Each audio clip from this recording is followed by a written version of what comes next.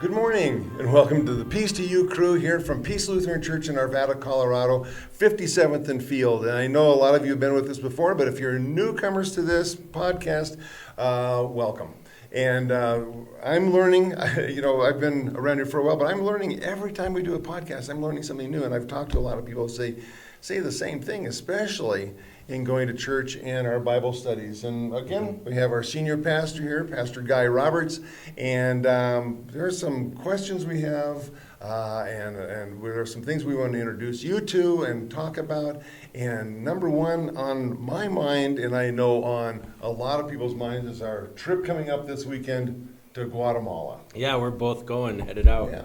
When's your flight? Oh, like 2 in the morning or 3 in the morning ouch. on Saturday morning. Ours leaves 11:45 p.m. That can handle. On Saturday night. Saturday night. Okay. So yeah. we'll be flying overnight. Okay. Which I don't sleep either way. But it's going to be an adventure. We're going to Guatemala. Yeah. We took a group last year of 101. This year we're only taking 60 some. Yeah. So it's going to feel much more smaller. More food for us. Yeah, for sure. Which, by the way, is really good down there. It's excellent food. Yeah, they do a good job. Yeah, but we're doing this Guatemala trip. It's our second time down there. We did build 4 homes last year. We built 4 homes this year too, and we sent 92 total. 92 total on the trips, but one of them went to Dominican Republic, and they already went in June. So this is pretty exciting for our church. Oh, it is. The whole congregation gets to be involved and raise money for it, and the rest, and so we did all that. We actually have homes raised for next year because people are so generous here at Peace, and it's just an exciting time. And it feels like it was forever away, and now here we are. We leave this weekend, so. Been a year already. I can't believe it. Yeah, both Kent and I are leading teams this year. We were on the same team last year. Yes, we are. Which is the best team. It was great. It wasn't a competition.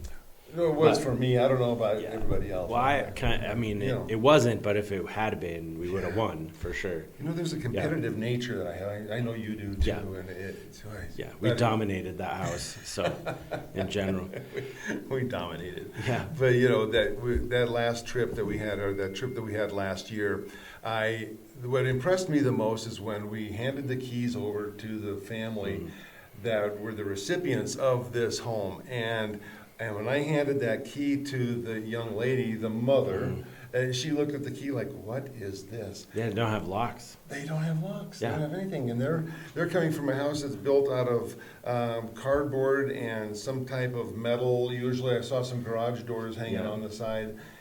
To this little home, which to us is very small, but Like to a them garden shed, to be honest. Exactly. Yeah. But they had electricity in there. We had lights run and switches and things, and people are so, like you said, so gracious, donating mattresses and all kinds of things. It's an outstanding mission. It's so cool. And one of the things that I've been here at Peace now for like 2.5 years. And so one of the things that I like to do in the places I serve is to get people going on these mission trips. And, one of the criticisms of a short-term mission trip is that what are you actually able to accomplish in a week, And certainly that can be true. The nice part about these mission trips is that at least one family has received a house. Yes. You might, we'll talk about the rest of the things that happen and why they're good here in a second, but in this mission trip with Casas per Cristo, you fundraise a house. It costs about $11,500 to $12,000 to build a home. Which, if you can imagine that wouldn't even buy living room furniture for people in their homes today. No. Here. But in general, you fundraise that home. The people step forward. You go down, and in 4 days, you actually build the home, including a slab of concrete, which the house is built on. That's right. And no need for insulation down there. It's very rudimentary. It's a rectangle, basically. Has 3 rooms in it, 2 bedrooms and a living area. Yeah, that's about it. Most of their cooking is done outside, just because they cook with things that are smoky and the rest. And you just build the home. Like, you build this house, you get to hang out with the family, and then you get to be there when they receive something that would have been out of their reach, to be honest. Like, most people don't have the ability to build a $12,000 home. They make, they make very, very little. It's very poor. Oh, very poor. Yeah, but happy, Yeah. like content and happy. Putting together fireworks in their homes. That's how they make money. Yeah, it's putting together Fireworks. and that's actually the number one way people get killed there is the black powder explodes in their houses. And so it's just a completely foreign lifestyle to us. But when you build these homes, like these are just people. You may not speak the same language, but these are people raising their children. They want the same things, and man, it is cool. It is cool to celebrate with them. That being said, that's just the first level practical. You hand a family that didn't have a home. Yes. That's cool. Yes.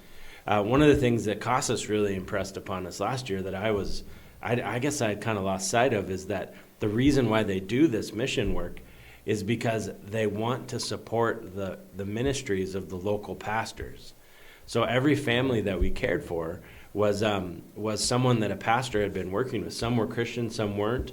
But in general, they had been in connection with one of Christ's churches down there, and so this allowed the pastor to be a part of. Like, it wasn't just as if it was from these big white people from America that were giving you a house. It was coming from that congregation, and so that's cool, and it furthers the mission.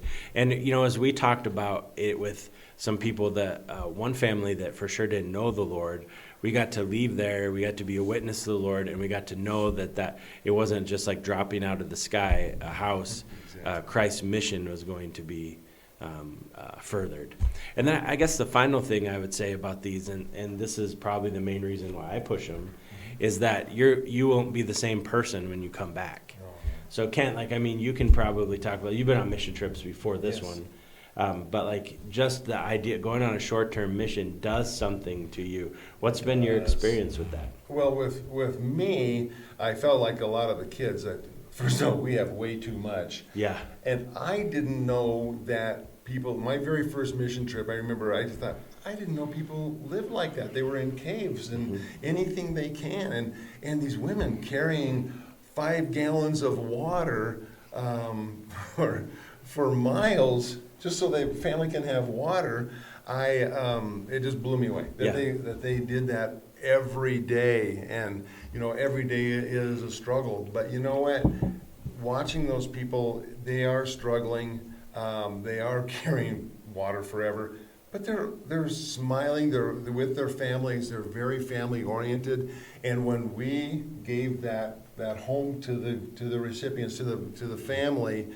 All these other people from the little village showed up. Mm-hmm. And you remember the pastor playing guitar, and we're singing Christian songs, and a lot of them in Spanish, so I didn't do all that well, but I knew the tune. Mm-hmm. But that's what impressed me the most, and it brings tears to your eyes. We had a little 3-year-old girl that would not come off of this new mattress. I said, okay, let's go, we're going to go out. No, she had never been on a mattress before. Just loved it. Just loved it. Yeah. And I think that's what impressed me the most is that there's people living that way, and that the Lord gave us that opportunity to help them. We are with the Lord in His mission. And when you go on a mission trip, you leave all your comforts, you leave all the things that your security, you leave all that behind, and it just does something to you. And it has a huge impact on when you come back. And that really is the goal of our congregation, is to not just do mission work foreign countries, but to do it here in Arvada and Jefferson County and the greater Denver metro area. Because there are a ton of people, there's probably more people here that don't know Jesus than Guatemala. I think so. And so that was the goal. A big goal, just as a senior pastor here, is to get our people out of their comfort zone and into the work of Christ, knowing from experience that they won't be the same when they come back, and they will be a better witness to Him when they live their lives here. And not only will they have better perspective on all the blessings we have, maybe learn to be a little less consumed by materialism and all those things. That's right. Because you learn you can live with a lot less. But in general, that they would see themselves as part of Christ's mission. And I got to say, I probably haven't given this enough credit to the Holy Spirit, but this year, post our mission trip, we have had 8 conversions of adults coming to faith in baptism. And that's not normal in our churches. That, just to give you, I say this and people kind of just look at me like it's no big deal, but this is a big deal. In the other however many years I've been in church work, 20 years, in the other 20 years, I've had 4 adult baptisms and conversions, and now I have been able to be a part of 8, and we have another one on the way. And so it's like, this is crazy, and these aren't people I've been working with or I've met in a coffee shop. These are people that are people, and I just kind of put this together. Mostly people that have been on these mission trips are working with and sharing Jesus with. Yes, oh yes. And so there's a direct connection, and it's so cool. If you've never been on a short-term mission trip or kind of gotten yourself out of your comfort zone and follow Jesus into one of these places, I would strongly encourage you to do it. Not only will you be helping others for whatever the mission is, but I promise you, you will not come back the same. And Pastor Guy is also initiating something that we're going to be doing here as far as meeting people where they are and getting out into the community more. Because like you said, there's a lot of non-believers here. And I can't remember what the stats are for just here in good old Arvada, but there's a lot of unchurched people here. Yep. And just getting out and meeting them and showing them the love of Christ. And a lot of people that have come here just in the past 2 years since you've been here, so many of them said, I really didn't get into the Bible that much like I did. You know, in the Bible studies that we have, that you can join us at 9:15 on a Sunday morning. There's so much to learn. Yeah. And they said, so much of this, it applies directly to me. It's like, God's talking to me on this one. You know, yeah, and He's got me in mind when He talked about it. So they're learning from that, but meeting people where they are, because there's people from all walks of life here, and just to bring them in to learn who Jesus really is remarkable. Yeah, and if you're listening or watching or not a part of our congregation, I can say this. I've been here enough time, like a short amount of time, enough, I don't know how to say that, but I've been here only 2.5 years. So while I am definitely the pastor and I understand and have learned the congregation, I still feel like a newbie. And I have to say that, like, this is don't tell them I said this because their heads will get big, but this is a cool church. The people here are very, very, very, they're welcoming, they're joyous, they do fun things, and they are very mission-minded. So if you're looking for a congregation where there's joy and there's a desire for relationship, if you're looking for a congregation that is committed to the mission of Christ, both here in Arvada, through our country, and then in the world, this is a church to consider. Come be a part of, and kind of be. I'll introduce you to our family of faith, because it is a joy and privilege to serve here. It's busy, it's fun, and there's a lot going on, but it is a joy. So. And you said family, and that's exactly what it is. And we'd like you to be part of that family. Yeah. And when you come, come on Sunday morning and introduce yourself to Pastor Guy. Yeah. Pastor Tim is here. He's retired, so he's not here as often as he used to be. But please introduce yourself to me, the elders, the people are greeting at the door. But come over and say hello, and we'd like to meet you and we'd like to talk to you. So anyway, we hope to see you here at Peace Lutheran Church, 57th and Field in Arvada. And blessings on your week, and we'll let you know how Guatemala went after this coming weekend.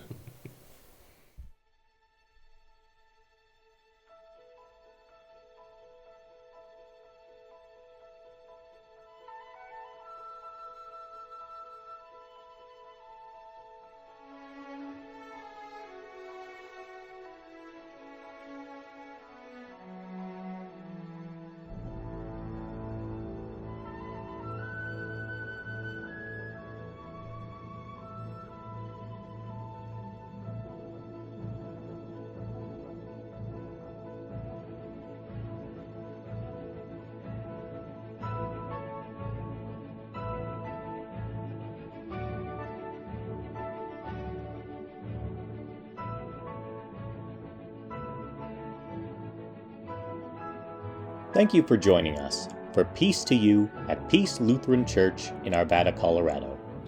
If you have no church home, we'd be delighted for you to join us at 5675 Field Street in Arvada. Services are at 8 and 10:30 a.m., with Bible classes for all ages at 9:15 a.m. You can easily access our services online on our YouTube channel, Peace Arvada at youtube.com, or wherever podcasts are found. Coming this January, tune in to the new video podcast at Peace to You on youtube.com, or listen wherever podcasts are found. Now, from the entire broadcast team at Peace Lutheran in Arvada, I'm Reuben Hollenbeck, and may the peace of our Lord be with you now and always.